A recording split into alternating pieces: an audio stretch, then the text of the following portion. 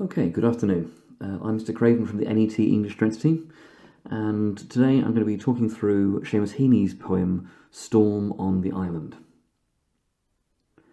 So let's start with Seamus Heaney. Now, he's probably the most famous Irish poet of the late 20th century.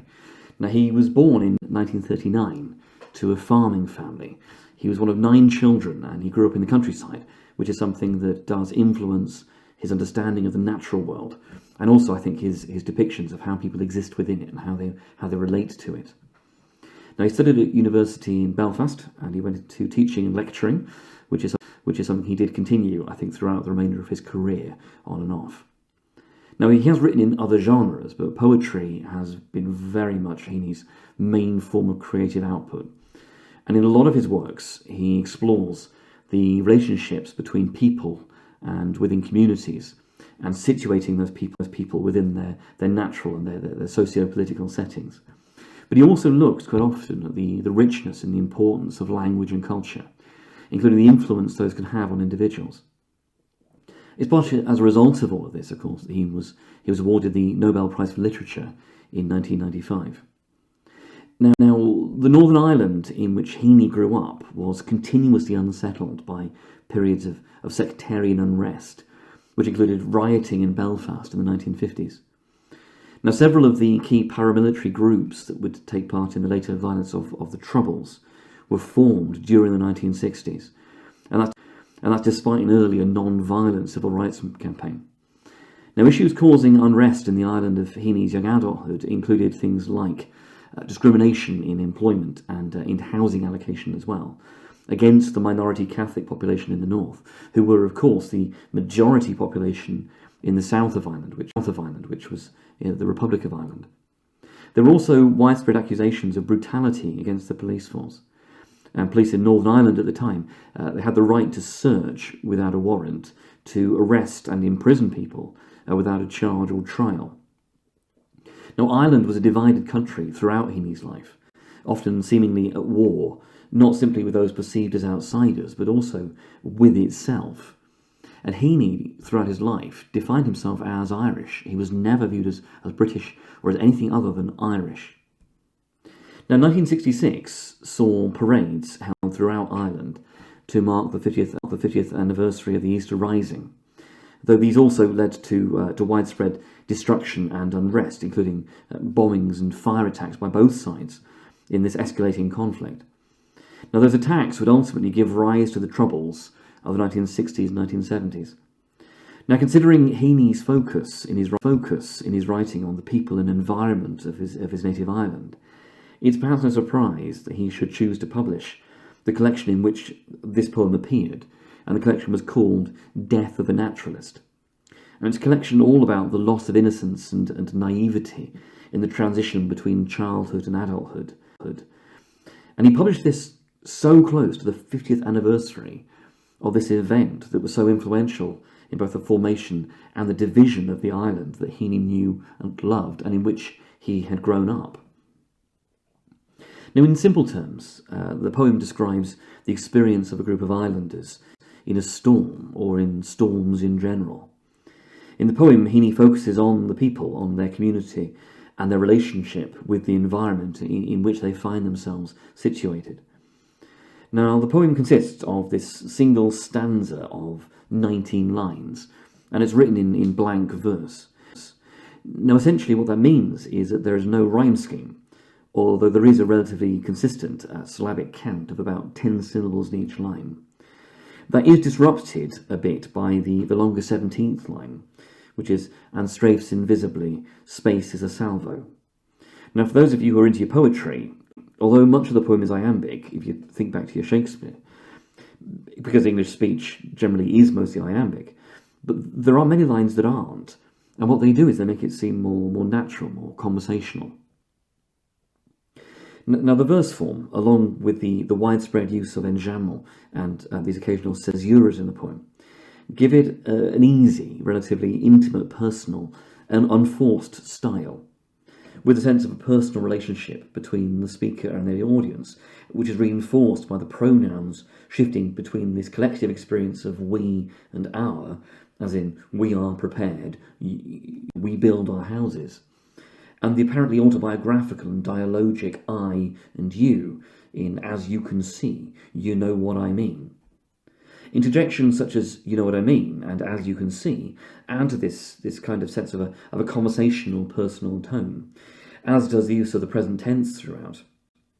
And that creates this feeling of immediacy and relevance. Events in the poem feel like they're happening now. Now, the title appears straightforward. The poem is about literally a storm on an island. And the title tells us that it's about exactly that, a storm on an island. It's worth unpicking the phrasing slightly.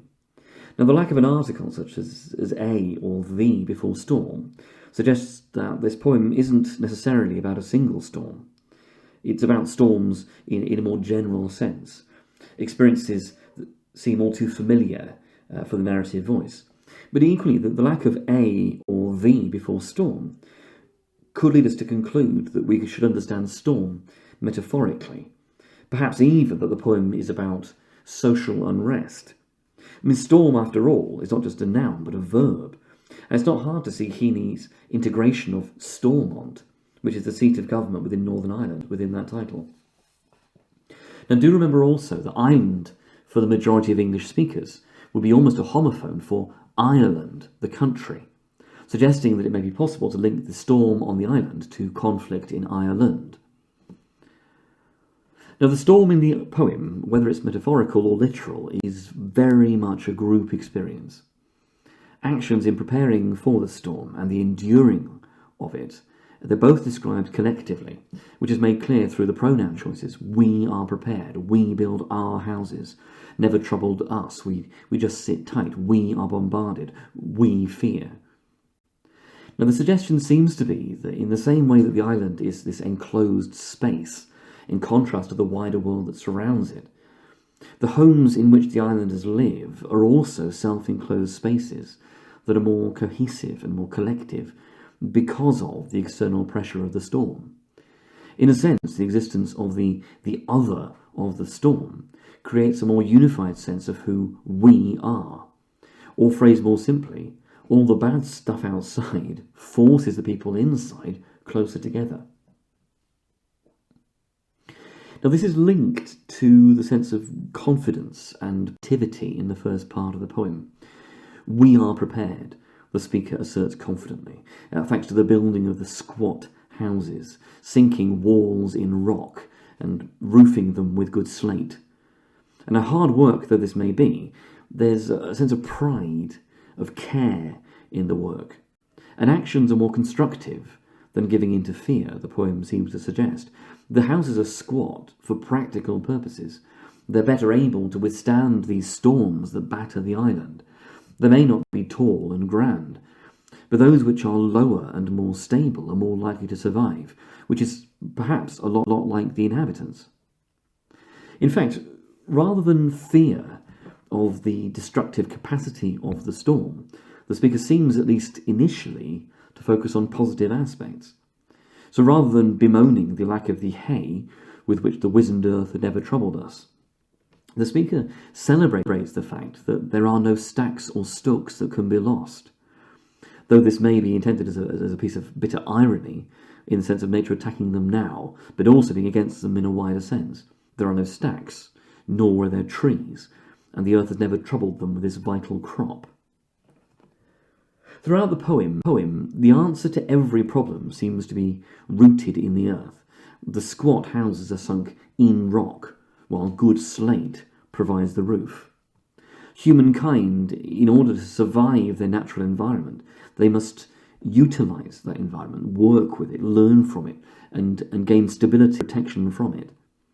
That said, nature can't ever be taken for granted. Just when nature seems under control, when we think that the sea is company, a tame cat, it will have turned savage, acting in opposition to us through the semantic field of human conflict, exploding, dives, strafes, salvo, bombarded.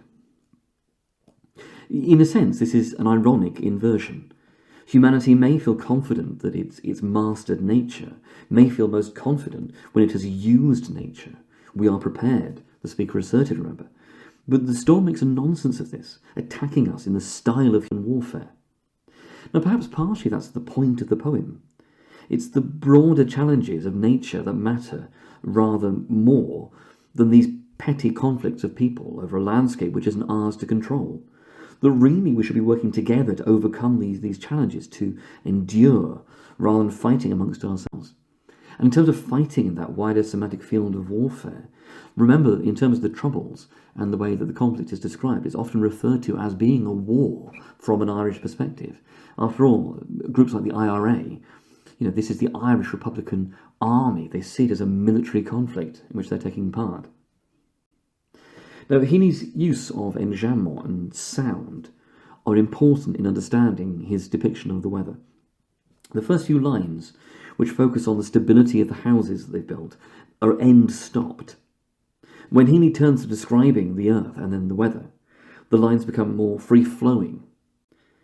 And that reflects the topic, I think. These small, stable things are presented in small, stable sentences, and bigger, free-flowing things are presented in longer, more free-flowing sentences, with the longest and these least interrupted sentences running from "nor are there trees" and from "you might think." Now, these both represent the continuous blowing of the wind and the attack of the storm, though the wind image is smoother and less fragmented than the later aggression of the sea, where these smaller phrases are used to create a more negative and divided feeling. Now, this depiction of the weather is also reflected in Heaney's use of sound in the poem. Now, Heaney uses a high proportion of these monosyllabic words, these single-syllable words: sink walls in rock and roof them with good slate. And he frequently turns to these aggressive, plosive sounds to present the unforgiving environment and alliterate them to reinforce that feeling. Sink and rock, stacks and stucks, blows and blast. And you can just hear those aggressive sounds coming through there. But sibilance and alliteration, I think, are also used to reinforce the flow of the poem, to give the whole thing cohesion. The sibilance of houses and squat in the first line continues with the sink and walls in the second. Stacks in the fourth line alliterates with stucks in the fifth line. Blows in the sixth line alliterates with blast in the seventh. Hits in the 14th line is linked by an internal rhyme to spits in the 15th, while the T sounds on spit and tame and cat then also link us to turned in the 16th. Sibilance is often associated, I think, with weather such as rain and wind, because it sounds smooth, continuous, and faintly sinister, maybe. While that harsh, alliterated plosive sound reminds us of the aggression of the background. In an odd sort of way, I think Heaney is depicting the stormy island not simply as a landscape, but arguably as a soundscape, which would link very neatly with Wilfred Owen's work. Now, the landscape itself is bare and barren, wizened, Heaney describes it as being, and full, as far as we can tell, of rock and slate. The earth, personified, is infertile. The earth has never troubled us with hay, and nor are there trees, no natural shelters, nothing to build with, nothing to eat, not even leaves and branches to prove company, or to raise a tragic chorus in a gale. In this sense, the only thing able to stand up to the might of nature is the human construction, the house. And the sea, similarly to the earth, while it may seem like company, friendly, inviting, is actually savage, something that hits and spits. The inhabitants are similarly powerless when they're confronted by the wind. It comes from nowhere, from the empty air, and strafing invisibly. This destructive and invisible force, beyond the understanding of humankind, against which we can only sit tight. However, the sense of fear is emphasized by the lack of specificity. We are listening to the thing you fear, Heaney writes, deliberately avoiding pinning down precisely what that thing is, until confessing in the final line that it's nothing. This is empty, strange, yes, and huge, but nothing. A pointless fear, a figment of our imaginations. And Heaney's perhaps suggesting that our fear of nature is irrational, that it's our own perception of nature as dangerous that's causing our fear, or that it is the absence of something that is most fearsome for those on the island. And there is perhaps that link back to this idea of politics, that the wind is just empty air, that all this arguing and this conflict arises out of nothing but noise and fury. But notice, though, that final pronoun choice, however negative nature is in the form of the storm, or this idea of this external pressure would be, whether political or natural, it's still bonding the people. It's still this external force that produces social, interpersonal, and cultural solidarity.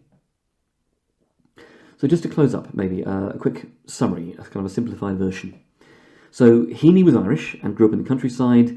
Ireland had been going through some problems in terms of politics while Heaney was growing up, and the title contains Stormont, which is the seat of government in Northern Ireland. The poem is about a group of people on an island during the storm.